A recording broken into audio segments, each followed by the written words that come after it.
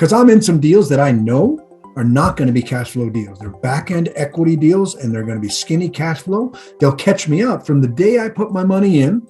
The preferred return that they're giving me, I'm getting, although I'm not getting it in a quarterly check. We know that because of the construction component and the renovation component, but it's building from day one. And 9 months from now, when that's done and they're leased up, then I'll get caught up and then continue to receive it. So sometimes it's back-end equity, sometimes it's accumulating cash flow, sometimes it's day one equity. There's all different types of deals. And one of the first things that I encourage people to do is figure out what type of an investor are you? What are you looking for?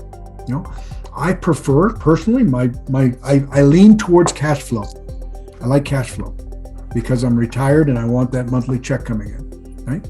But if the back end is, I will tell you, there's a lot of deals that I'm in as a KP, GP, that won't have any cash flow for the manager side, years 1, 2, and 3. You know, so it's really back end equity from the work that we've put in 3, 4, 5 years down the line when we get the equity piece that makes up for that.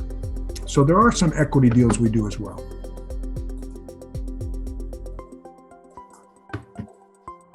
Good questions, guys. I love it. Two things I wanted to mention. One was, Gary, you asked about syndications being deal specific.